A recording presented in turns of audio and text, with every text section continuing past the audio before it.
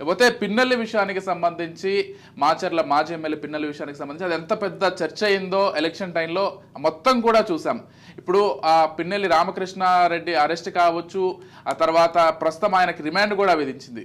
ఈ మొత్తం అంశాన్ని ఎలా చూస్తారు? అంటే ఈవీఎంల ధ్వంసం కావచ్చు, ఎన్నికల అల్లర్లు కావచ్చు, ఇంకొకరిపైన చేయి చేసుకున్నారని ఈ మొత్తం అంశాల చుట్టూ అంటే ఆ రోజు రాష్ట్ర వ్యాప్తంగా కూడా ఆయన పేరు బాగా హైలైట్ అయింది. సో ప్రస్తుతం ఆయనకు సంబంధించి కూడా ఒక చర్చ నడుస్తోంది. ఎలా చూస్తారు చిదంబరం గారు? కేవలం రాష్ట్ర వ్యాప్తంగా కాదు, దేశవ్యాప్తంగా దీని మీద చర్చ అయింది. ఎందుకంటే గతంలో మనం చూసేవాళ్ళం, లేకపోతే వినేవాళ్ళం చిన్నప్పుడు, రిగ్గింగ్ చేస్తారు. రిగ్గింగ్ చేసేటప్పుడు బ్యాలెట్ బాక్సులు అంటే ఫస్ట్ వీళ్ళు ఇష్టం వచ్చిన బ్యాలెట్స్ వేసుకొని అక్కడ వేసేస్తారు. ఒకవేళ వాళ్ళకి అనుకూలంగా ఒకవేళ రిజల్ట్ లేదేమో అన్న అనుమానం వచ్చినప్పుడు ఆ బ్యాలెట్ బాక్సులు ఇంకులు పోయడాలో, లేకపోతే తీసుకెళ్లి చెరువుల్లోనో లేకపోతే బావుల్లోనో పడేసే అన్నది మనం చూస్తూ అవన్నీ రెగ్యులర్గా విన్న యాక్టివిటీస్. కానీ మొదటిసారి ఒక ఈవీఎంని ధ్వంసం చేయడం అన్నది బహుశా ఆంధ్రప్రదేశ్లోనే జరిగింది. అందులో ముఖ్యంగా చూస్తే మాత్రం మాచర్ల అంటే ఆల్మోస్ట్ అంటే ఫ్యాక్షన్ దానికి సంబంధించినందుకు రాష్ట్రంలో ఒక 2-3 ప్రాంతాల గురించి మాట్లాడితే మాచర్లని, పల్నాడుకి సంబంధించిన ప్రాంతాన్ని మనం చాలా కీలకంగా మాట్లాడతాం. అంటే కార్యకర్తలు చేస్తున్నాం అక్కడక్కడ చూస్తున్నాం, కానీ ఒక ఎమ్మెల్యే అభ్యర్థి డైరెక్ట్ గా వచ్చి చేయడం మాత్రం అందరినీ షాక్ గురి చేస్తుంది. డెఫినెట్లీ అంటే ఇది ఎవరు చేశారో పక్కన పెడితే ఏంటంటే ఆ స్థాయిలో ఉన్న వాళ్ళు కమ్సే ఒక అంటే ఇట్లాంటి యాక్టివిటీస్ ముందుకు వెళ్ళరు, వాళ్ళ అనుచరులను లేకపోతే కార్యకర్తలను ముందుకు తోసి వీళ్ళ వెనకాల నుంచి చూస్తుంటారు. కానీ బట్ పిన్నెల్లి రామకృష్ణారెడ్డి చేసిన యాక్టివిటీ అయితే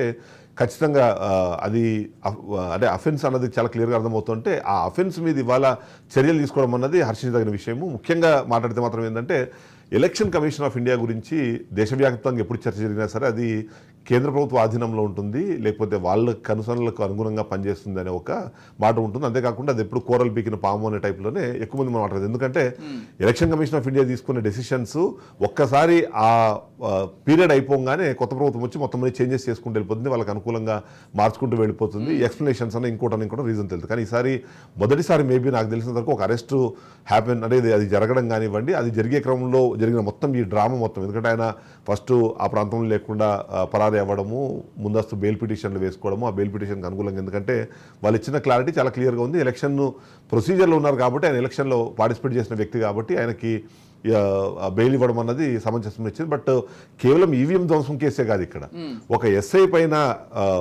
హత్యాయత్నం కేసు కూడా, దీంట్లో సిఐ పైన హత్యాయత్నం కేసు, మహిళ పైన మరొకటి, అంటే ఇలాంటి చాలా కేసెస్ని కూడా ఇవాళ కన్సిడర్ చేసి అన్నింటిలో ఇంక్లూడ్ చేస్తున్నారు. కాబట్టి ఖచ్చితంగా అది చాలా అంటే మంచి పరిణామం. అది కాకుండా ఎలక్షన్ కమిషన్ ఆఫ్ ఇండియా ఇదే స్థాయిలో అన్ని విషయాలపైన కూడా ఒకవేళ చర్యలు తీసుకునే ఆలోచన ఉంటే మాత్రం బాగుంటుంది. దాని తగ్గట్టుగా నిన్న ఈసీఐ వెంటనే రెస్పాండ్ అయింది.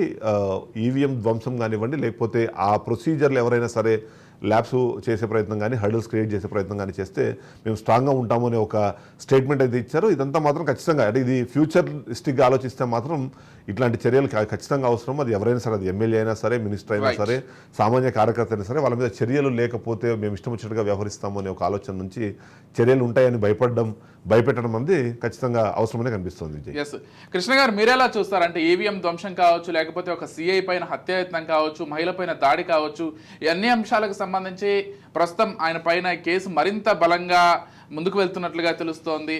ఎలా చూస్తారు అసలు ఈవీఎం ధ్వంసానికి సంబంధించి, లేకపోతే సిఐ పైన హత్యాయత్నానికి సంబంధించి ఆయన పైన ప్రస్తుతం తీసుకుంటున్న చర్యలకు సంబంధించి ఎలా చూస్తారు?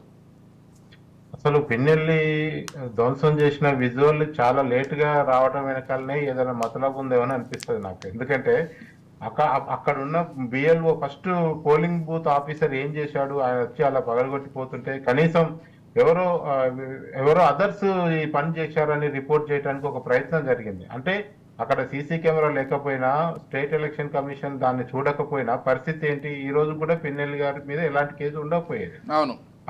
అంటే అక్కడ ఉన్న అధికారులు కూడా, ఎలక్షన్ కమిషన్ విధుల్లో ఉన్న అధికారులు కూడా ఎంతో కొంత అధికార పార్టీకి సపోర్ట్ చేసే ప్రయత్నం ఆ రోజు చేయబట్టే ఆ వీడియో చాలా లేట్ గా వచ్చింది. ఇన్సిడెంట్ జరిగిన వెంటనే అక్కడున్న అధికారి ముందు పైన అధికారికి కంప్లైంట్ చేసి ఆపాలి కదా అక్కడ జరుగుతున్న విషయాన్ని. అది జరగలేదు. అంటే అక్కడే మనకు కొంచెం కనబడుతుంది. ఈ రోజు కూడా నిన్న కూడా ఆయన అరెస్ట్ అప్పుడు చూస్తే ఆయన సొంత వెహికల్లో తీసుకుపోతున్నారు. మరి జనరల్ గా వేరే ఎవరిని అరెస్ట్ చేసినా పోలీసు వాహనాల్లో తీసుకెళ్తారు. ఇంకా ఎందుకు పిన్నెల్లికి రాజమర్యాదలు చేస్తున్నారు నాకు అర్థం కావట్లేదు. అంటే ఎలక్షన్ కమిషన్ సాక్షాత్తు పెట్టిన కేసులో కూడా పిన్నెల్లి తన సొంత కారులో పోయి అక్కడ అరెస్ట్ అవుతున్న విజువల్సే మనకు కనపడుతున్నాయి. అంటే ఈ రోజు కూడా ఇంకా అక్కడ ఉన్న పోలీసు అధికారులు కానీ వాళ్ళు కానీ మనం ఎవరైనా సరే ఒక నిందితుడిని అరెస్ట్ చేసేటప్పుడు పోలీసు వాహనంలో తీసుకెళ్ళటం చూస్తాం. మీరు చూపిస్తున్న విజువల్స్ లో కూడా ఆయన సొంత వాహనంలో పోతున్నట్టే కనపడుతుంది. ఉమ్, అంటే ఈ రోజు కూడా అక్కడున్న రాజకీయాలు ఏ రకంగా ఉంటాయనేది ఒక విషయాన్ని, అంటే ప్రభుత్వం మారి కొత్త ఆఫీసర్లు వచ్చిన తర్వాత కొత్త పోలీసు బాస్ వచ్చిన తర్వాత కూడా ఈ రోజు పిన్నెల్లికి ఇంకా స్థానిక పోలీసులు ఇంకా భయపడుతున్నారన్న అనుమానం కూడా కలుగుతుంది. ఉమ్, సరే, ఇదంతా ఒక పక్కన ఉంటే ఎలక్షన్ కమిషన్ ప్రకారం చూసినప్పుడు ఎలక్షన్ కమిషన్ నిబంధనలు వ్యతిరేకించినా లేదా వాటిని ఉల్లంఘించిన వారిపైన చట్టపరమైన చర్యలు తీసుకోవడానికి అన్ని రకాల హక్కులు ఎలక్షన్ కమిషన్ కు ఉంటాయి.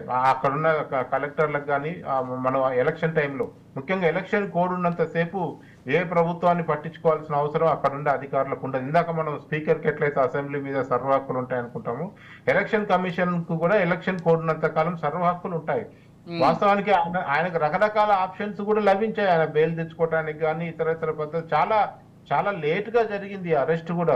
ప్రశాంతంగా హ్యాపీగా ఆయన అన్ని రకాలుగా బెయిల్ ఆప్షన్స్ అన్ని చూసుకొని ఇప్పుడు చాలా కూల్ గా ఇంకా తప్పదు అన్నట్టుగా రండి తీసుకుపోండి అన్నట్టుగా ఆయన పోయి అక్కడ కనిపిస్తున్నాడు. కానీ అంటే ఈ రకమైన చర్యలు కూడా ఒక రకంగా ప్రజాస్వామ్యానికి మంచివి. ఎందుకంటే ఎవరు పడితే వాళ్ళు రాజ్యాంగబద్ధమైన సంస్థల వ్యవహారాల్లో జోక్యం చేసుకోవడం, వారికి ఆటంకం కలిగిస్తే ఊరుకోమనేది ఇవి చాలా జరగాల్సి ఉండే మొన్నటి అసెంబ్లీ ఎలక్షన్ లో. ఎందుకంటే అయిపోయిన తర్వాత కూడా పలానా పార్టీకి మీరు ఓటేశారంటూ పొలాల్లో ఉరికించి కొట్టిన విజువల్స్ కూడా మనం చూసాం.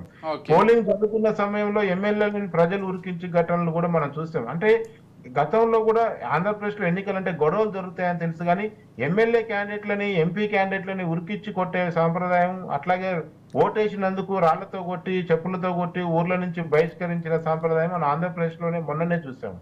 సో అందుకనే పిన్నెల్లి అరెస్ట్ అనేది చాలా మందికి కనువిప్పు కావాలి. ఎందుకంటే మీకు అక్కడ అసలు ఈ బూత్ లో మీరు ఆ రోజు ధ్వంసం చేసినప్పుడు ఆయన కొన్ని మాటలు మాట్లాడారు. ఇక్కడైనా ఓట్లు పడుతుంది, ఇక్కడైనా ఓట్లు పడుతుంది అంటే ఆల్రెడీ టీడీపీకి ఓట్లు పడుతున్నాయి అక్కడ ఎక్కువ అన్న విషయాన్ని ఇక్కడ ఉన్న బూత్ లెవెల్ అధికారు అక్కడ ఉన్న కార్యకర్త ఎవరో లీక్ చేశారు.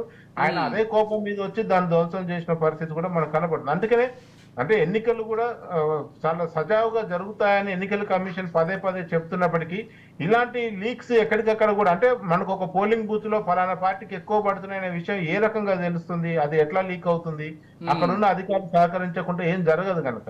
సో ఇలాంటి వాటిని కూడా ఎన్నికల కమిషన్ సవరించుకోవాలి. ఏదైనా ఇంత ఆలస్యంగానైనా ఒక మాజీ ఎమ్మెల్యేని అరెస్ట్ చేసేంత పరిస్థితికి ఎన్నికల సమయంలో గనక ఎలాంటి ఈ వర్తింపు అనేది అందరికీ ఉండాలి. మనకు సమర్థించే పార్టీలకు ఉండి, అవునవును, పార్టీలకు అతీతంగా ప్రతి ఒక్కరిపైన చర్యలు జరగాల్సినటువంటి అంశాలు ఇవన్నీ కూడా. అది మొన్నటి వ్యవస్థలో ఎక్కువ మంది చెప్పింది ఏంటంటే వ్యవస్థలన్నీ టీడీపీకి అనుకూలంగా పనిచేస్తున్నాయని, ఎన్డీఏకి అనుకూలంగా పనిచేస్తున్నాయి, వైసీపీకి వ్యతిరేకంగా పనిచేస్తున్నాయి ఆరోపణ చేశారు. అవును, సరే, వాళ్ళ ఆరోపణల కంటే కూడా వైసీపీ చేసిన దౌర్జన్యం ఎక్కువ కనపడుతుంది అక్కడ. సో ఏదేమైనా సరే ఇలాంటి అరెస్టులు జరగటం మంచిది. ఎందుకంటే ఎవరికి కూడా వాళ్ళు టేక్ ఇట్ యాజ్ అడ్వాంటేజ్ గా తీసుకోకుండా ఖచ్చితంగా రాజ్యాంగబద్ధమైన సంస్థల యొక్క నియమ నిబంధనలు పాటించాలన్న విషయంలో ఇలాంటి అరెస్టులు మనకు ఒక ఉదాహరణగా మిగులుతాయి భవిష్యత్తులో.